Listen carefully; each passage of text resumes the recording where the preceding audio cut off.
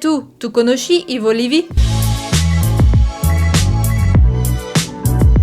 Bon, pour commencer, Ivo Levi est le benjamin d'une famille de 3 enfants. Il a d'abord une grande sœur, née en 1915, un grand frère, né en 1917, mais ce n'est que le 13 octobre 1921 que naîtra le petit Ivo Levi à Monsumano Terme, une commune en Toscane. Mais alors, comment est-il passé de Ivo Levi au surnom que nous connaissons tous, Yves Montand? Tout d'abord, il faut se remettre dans le contexte politique de l'époque. Alors que le petit Ivo n'a que 2 ans, la famille Levi décide de fuir la montée du fascisme italien pour aller s'installer dans un quartier pauvre de Marseille. Ce n'est qu'en 1929 que la famille Levi va pouvoir acquérir la nationalité française et Ivo va se franciser pour devenir Yves. Et si pour nom de scène il a choisi Montand, c'est en réalité un clin d'œil à sa mère. Parce qu'en fait, quand Yves Levi s'amusait dehors et qu'il fallait rentrer au logement, sa mère l'appelait souvent par la fenêtre en criant « Ivo monta ». Il y a non seulement les problèmes politiques qui vont bousculer sa jeunesse, mais également les problèmes économiques. Oui, parce qu'en 1929, il y a de l'autre côté de l'Atlantique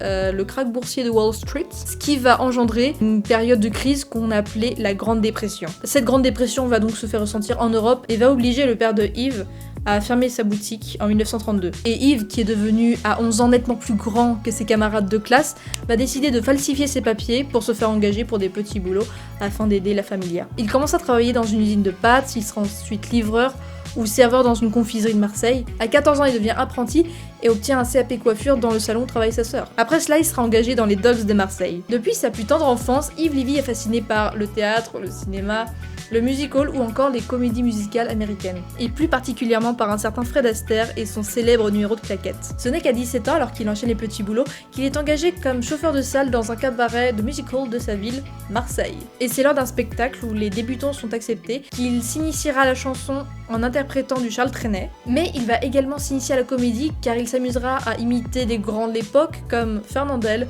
ou Walt Disney. À partir de cette soirée, sa carrière est lancée et il se fera appeler par le surnom que nous connaissons tous, Yves Montand. Il est alors mis en relation avec un auteur-compositeur aveugle, et non, il ne s'agit pas de Gilbert Montagnier, un certain Charles Hummel, qui lui proposera 2 chansons, l'une qu'il n'enregistrera jamais, l'autre avec laquelle il fera son premier succès, dans les plaines du Far West. C'est grâce à ses reprises et à ses chansons originales qu'il sera en juin 1939 sur les planches de l'Alcazar. C'est une ancienne salle de spectacle à Marseille. Il a pour ambition de monter à la capitale, mais la Seconde Guerre mondiale est là. Elle a pointé le bout de son nez. Il met donc sa carrière prometteuse entre parenthèses pour devenir main-d'œuvre au chantier de Provence, un emploi qu'il perdra très vite. Il reprend donc la chanson et cherche des petits engagements à droite, à gauche, dans des cabarets, dans des cafés, et il finira par obtenir un engagement à temps plein dans la chanson grâce à un certain Francis Trotba. Quelques temps plus tard, il refait une soirée à l'Alcazar et c'est manifestement un triomphe, parce qu'alors il est repéré par un célèbre producteur de l'époque, Émile Audifret. Grâce à Monsieur Audifret, Yves Montand apprendra la danse, mais améliorera également son jeu de scène. Mais il doit encore stopper sa carrière pendant 1 an, car le gouvernement de Vichy a créé les chantiers de la jeunesse et il est appelé à y aller.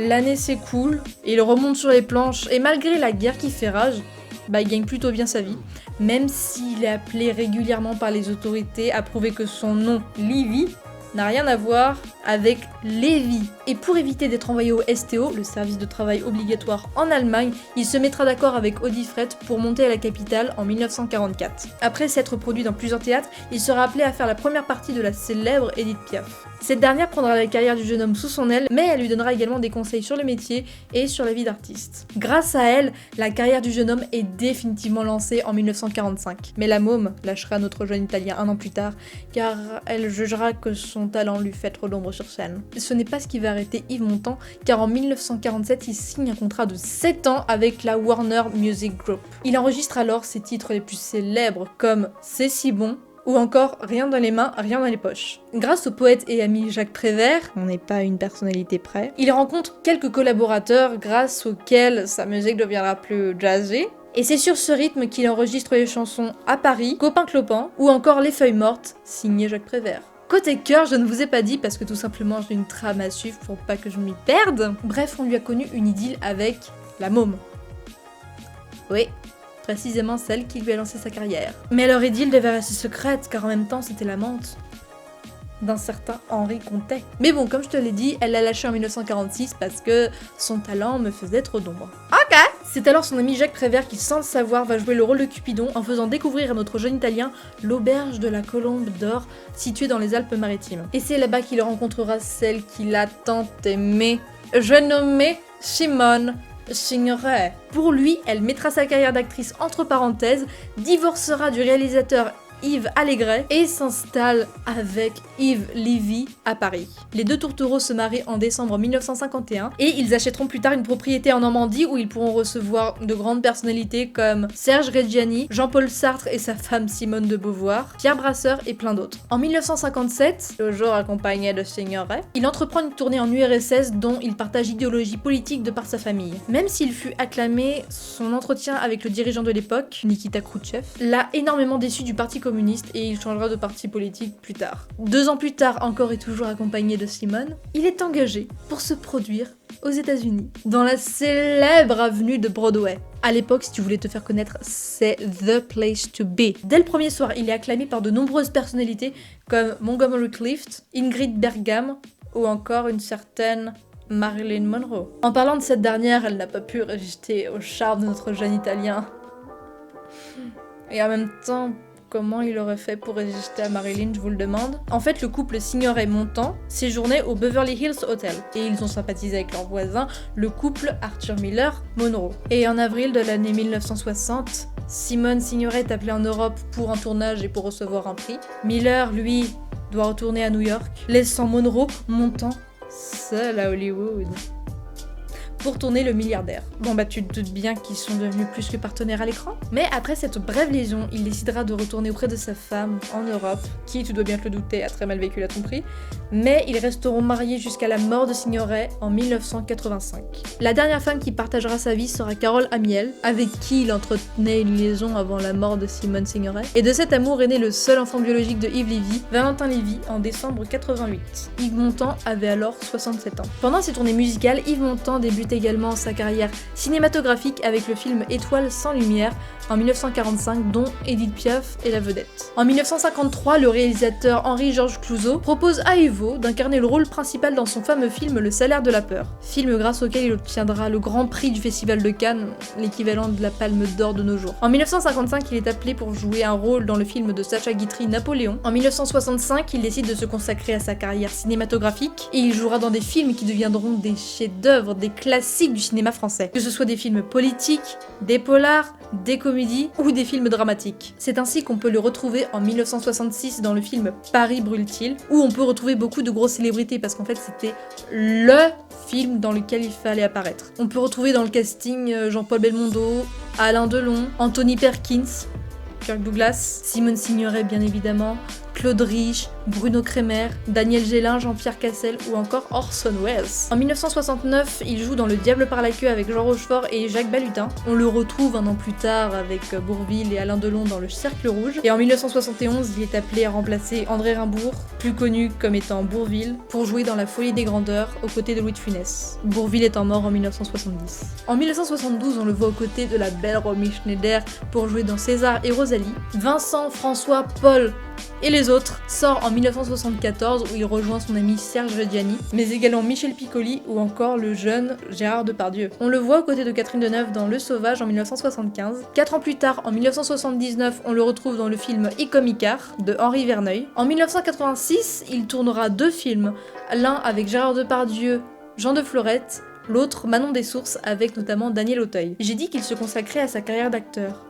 Mais il n'a pas abandonné la chanson pour autant, parce qu'en 1968, il enregistre sa célèbre chanson à bicyclette. Vers la fin de sa vie, il fera de nombreuses représentations musicales qui l'emmèneront au Brésil ou au Japon, alors qu'il tournait une dernière scène pour le film IP5 de Jean-Jacques Denex, où il devait plonger dans les eaux glacées d'un lac dans la forêt de Chantilly. Yves Montand ressent un malaise. Il dira à un ambulancier qu'il l'emmenait à l'hôpital de Senlis. « Avec tout ce que j'ai vécu, j'ai une vie tellement formidable que je ne regretterai pas de partir. »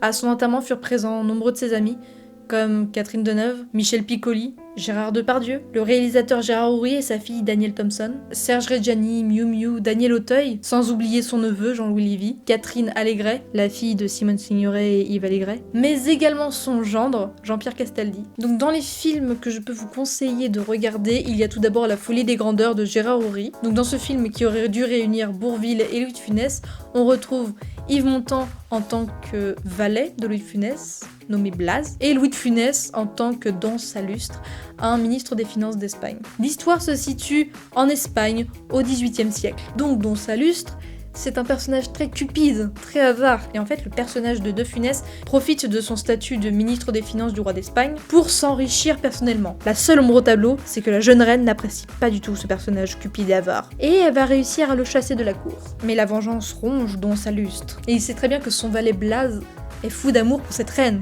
Salustre va donc utiliser Blaze pour qu'il prenne la place de son vrai neveu, Don César. Mais à cause de plusieurs quiproquos dans le film, il ne va réussir qu'à s'attirer les faveurs de Doña Juana, qui est très peu avenante. Dans ce film comique, on peut clairement voir les talents de danseur et de chanteur de Yves Montand. Il y a également le film I comme Icare. Dans ce film, Yves Montand incarne le rôle d'un procureur qui enquête sur un meurtre qui ressemble quand même vachement à l'assassinat de John Fitzgerald Kennedy. Le titre du film est vachement bien pensé. Bah oui, vous connaissez tous l'histoire d'Icare. Cet homme qui voulait voler, qui s'est fabriqué des ailes de cire, et qui a volé trop près du soleil et du coup ses ailes ont fondu. Mourir parce qu'il s'est trop approché de la vérité. Comme Icare qui s'est trop approché du soleil. Il y a également le film Paris brûle-t-il. Donc dans ce film, on se retrouve pendant la Seconde Guerre mondiale en août 1944. Paris est sous l'occupation allemande et sous la directive du général von Scholtitz, interprété par Gerd Frobe. Et en fait, pour dissuader les Alliés de libérer la capitale, Hitler ordonne au général de faire sauter tous les monuments les plus célèbres de la ville s'ils osent pénétrer dans la ville. Mais la résistance se forme et arrive à libérer Paris avec l'aide des Américains et des troupes du général Leclerc, interprété par Claude Rich. Tout ça pendant que le consul de Norvège, interprété par Orson Welles, dissuade le général de mettre à l'exécution le plan d'Hitler. Bon après, si tu veux le regarder, libre à toi. Il dure 3 heures. Voilà, c'est tout pour moi, j'espère que tu en auras appris un peu plus sur Yves Montand. Quant à moi, je te laisse. Je te dis à la semaine prochaine pour une nouvelle vidéo.